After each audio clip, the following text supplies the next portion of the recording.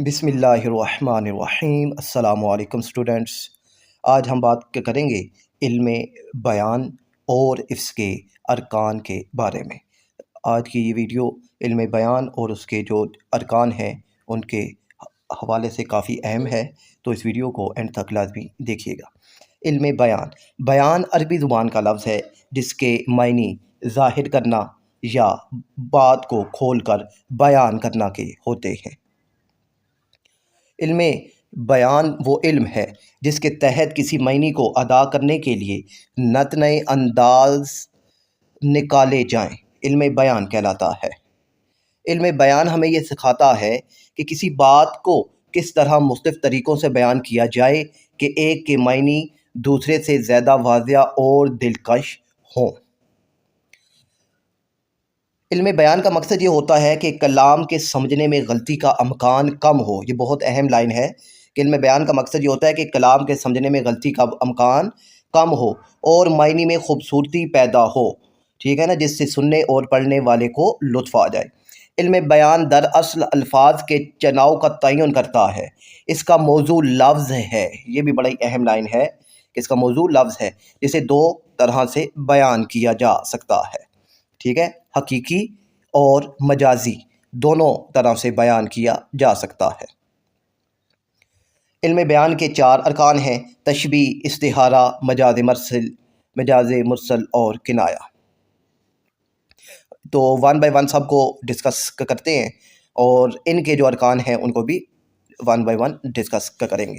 سب سے پہلے آتا ہے تشبیہ۔ تو تشبیہ ہے، یہ عربی زبان کا لفظ ہے اور تشبیہ جو لفظ ہے یہ شبہ سے بنایا گیا ہے، جس کے لغوی معنی ہے مثال دینے یا کسی دو چیزوں کے درمیان مشابہت ظاہر کرنے کے ہیں، جس سے کہنے والے کا مقصد پوری طرح واضح ہو جائے، ٹھیک ہے۔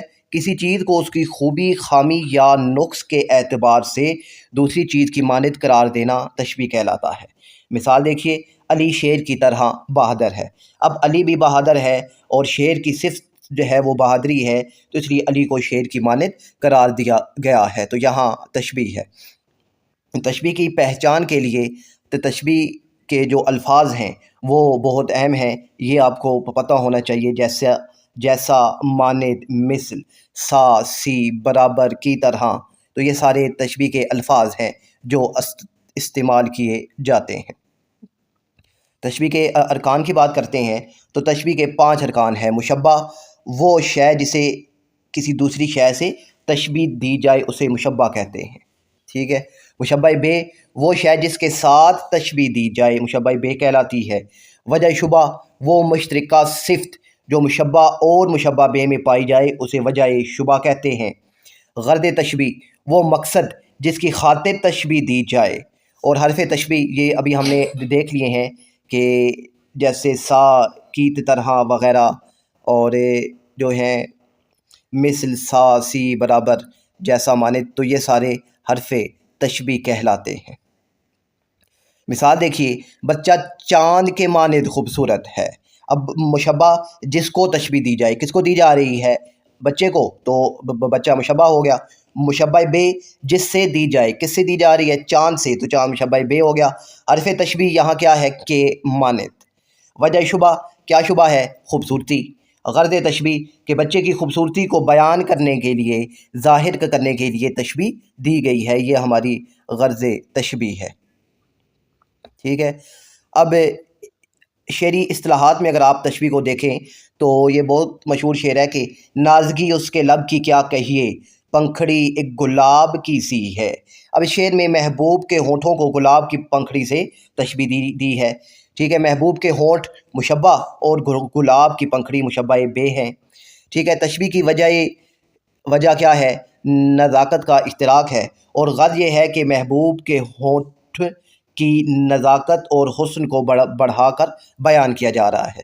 اس شعر میں کی سی جو ہے وہ حرف تشبیہ ہے، تو یہ شعری اصطلاحات میں تشبیہ کی مثال ہے، اور یہ بہت مشہور شعر ہے، آپ بھی یہی شعر یاد کر لیجئے، یا کوئی اور آتا ہے تو آپ وہ بھی لکھ سکتے ہیں۔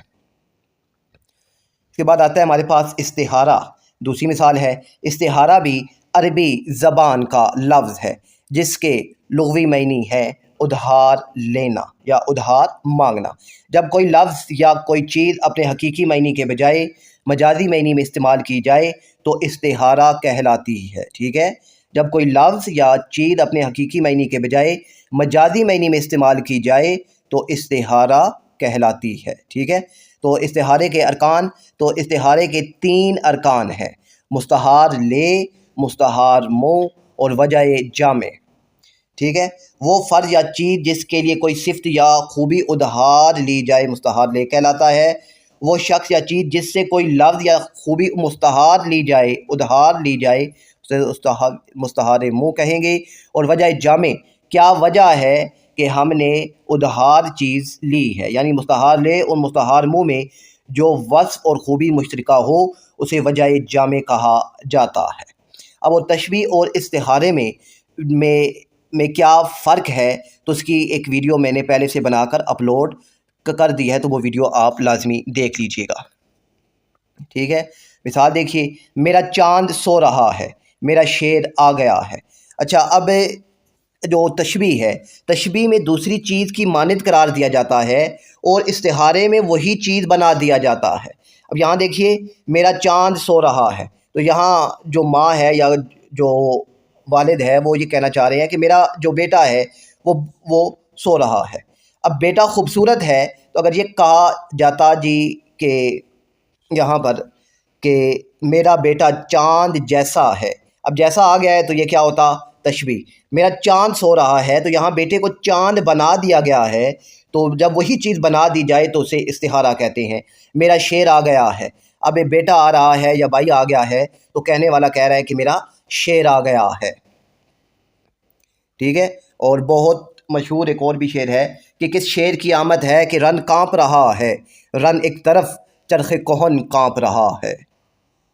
اور شعری اصطلاحات میں اس کی مثال دیکھتے ہیں، اللہ کے شیروں کو آتی نہیں رباہی۔ اب یہاں مستعار لے کیا ہے؟ یعنی جو اللہ کے شیر یعنی بہادر مرد ہے جو مجاہدین ہے۔ مستعار لے، مستعار جو منہ ہے وہ کیا ہے کہ اللہ کے شیر، ٹھیک ہے۔ اور وجہ جامع کہ وہ بھی بہادر ہے، ٹھیک ہے۔ ایک روشن دماغ تھا نہ رہا۔ اب یہاں پر مستعار لے، یہاں پر جو چھپی ہوئی بات وہ کس کے لیے بیان کی جا رہی ہے کہ کوئی عالم دین ہے، کوئی مفتی ہیں، کوئی بڑے استاد ہیں، ان کے لیے۔ اور مستعار منہ جو ہے وہ یہاں پر کیا ہے؟ روشن دماغ ہے۔ وجہ جامع کیا ہے کہ وہ بہت بصیرت ہے۔ ایک روشن دماغ میں جس طرح بصیرت ہوتی ہے، کام ہوتے ہیں، خیالات آتے ہیں، تو اس طرح ایک عالم دین کے بارے میں بھی یہی کہہ رہا ہے کہ وہ بھی ایک روشن دماغ کی طرح تھے، ٹھیک ہے۔ تھان سے وہ غیرت سراسر کھلا، اب یہاں پر وہ بات کر رہا ہے مستعار لے کے کس کے لیے لے لیا ہے؟ گھوڑے کے لیے۔ اور مستعار منہ سراسر، اور وجہ جامع کیا ہے؟ تیزی سے، ٹھیک ہے۔ تیسرا ہے اور مجاز مرسل۔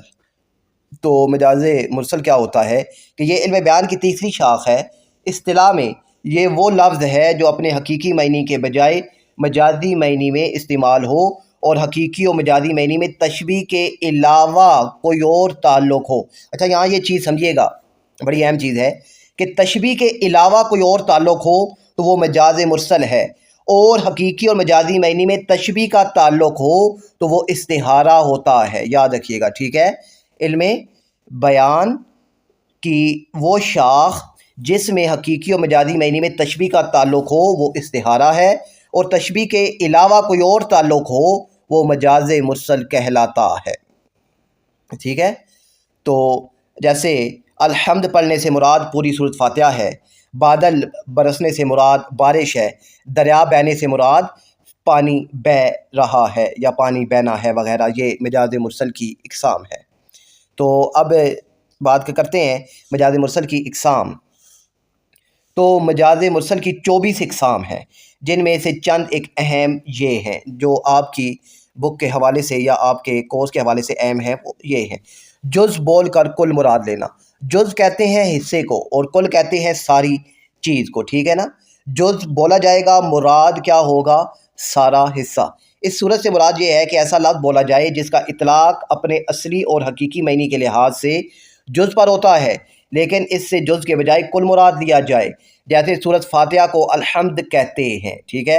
اور کلمے کا اطلاق اشہد اللہ الہ الا اللہ پر کرتے ہیں، ٹھیک ہے، جز بول کر کل مراد لیا جاتا ہے۔ اس کی ایک اور بہت مشہور مثال ہے کہ زندگی 4 دن کی ہے، اب 4 دن بول کر پوری زندگی مراد لی جا رہی ہے، تو 4 دن جز ہو گئے اور مراد کیا ہے؟ ساری زندگی ہے۔ کل کہہ کر جز مراد لینا، ٹھیک ہے، یہاں پر اب بولا سارا جائے گا مگر مراد کل ہوگا، ٹھیک ہے۔ جیسے مراد یہ ہے کہ جو لفظ جس معنی کے لیے واضح ہوا ہے اس سے اس چیز کا ایک جز مراد لیا جائے، جیسے کہ میں پاکستان میں رہتا ہوں، اب پورا پاکستان میں تو نہیں رہتے، تو پورا پاکستان بول کر ایک جز کا، ایک شہر کا، ایک گاؤں کا، ایک گلی کا ذکر کیا جا رہا ہے، ٹھیک ہے۔ مثال دیکھیے، بازار سے سودا لانا، اب بازار کل ہے بول کر ایک دکان جز مراد دیا گیا ہے، ٹھیک ہے۔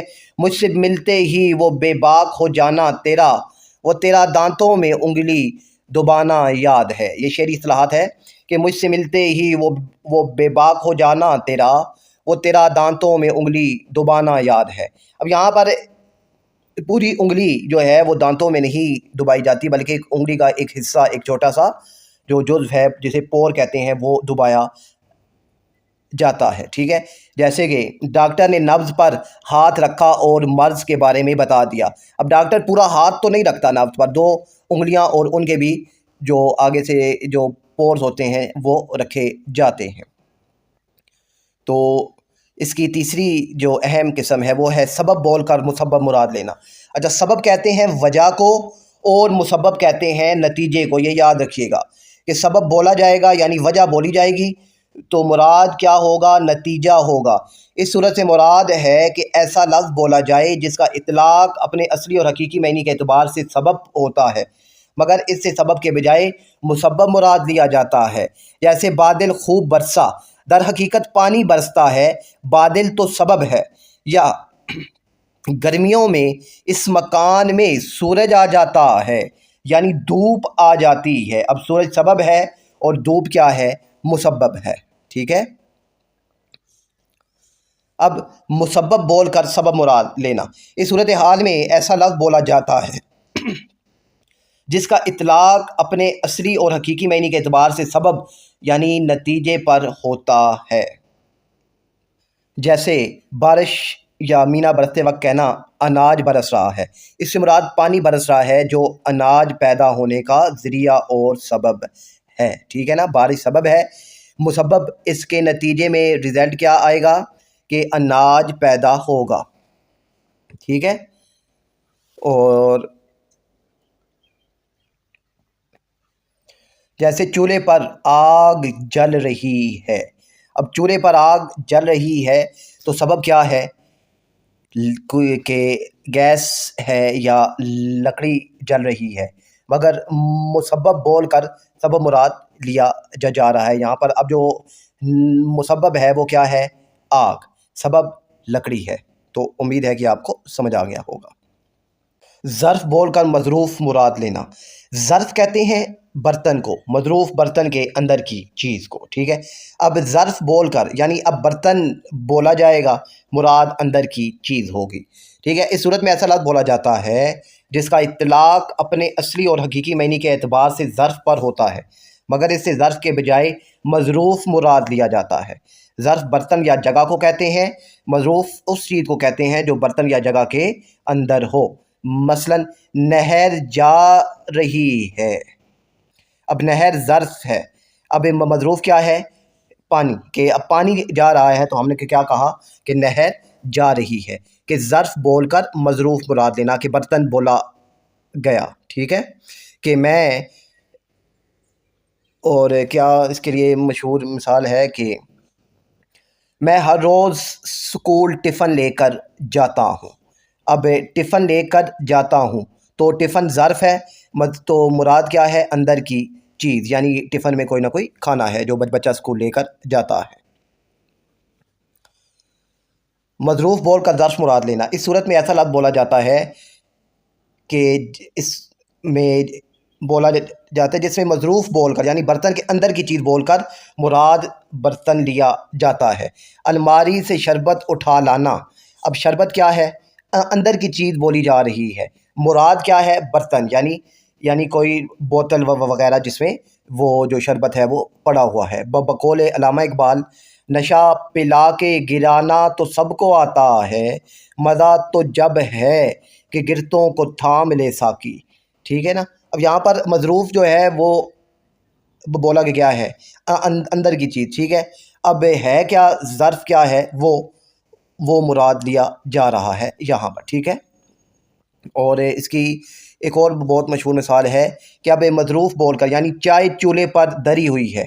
اب چائے تو چولہے پر نہیں ہے، بلکہ مراد کیا ہے کہ ظرف مراد لیا جا رہا ہے کہ کسی دیگچی پر چائے رکھی گئی ہے، ٹھیک ہے۔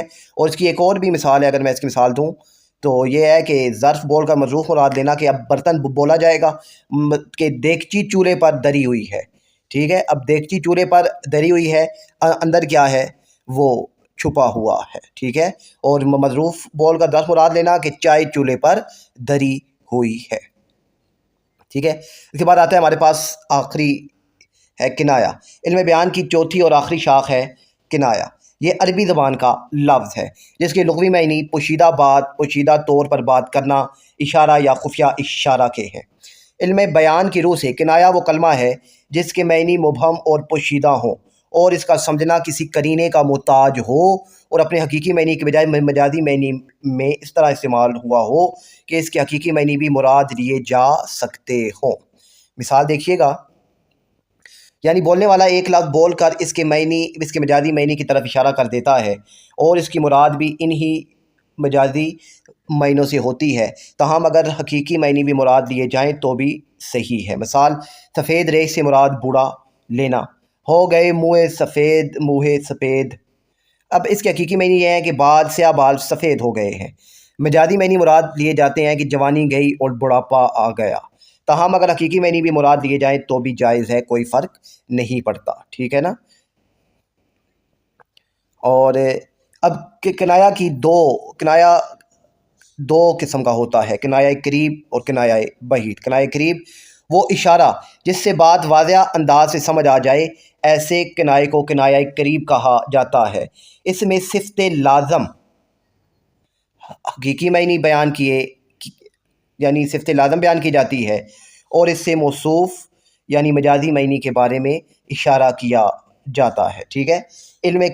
کنایا کے دو جزو ہوتے ہیں، ٹھیک ہے۔ ایک ہوتا ہے صفت اور ایک ہوتا ہے موصوف، ٹھیک ہے۔ صفت خوبی کو اور موصوف جس کی خوبی بیان کی جا رہی ہو، یہ دو کنائے کے جزو ہوتے ہیں۔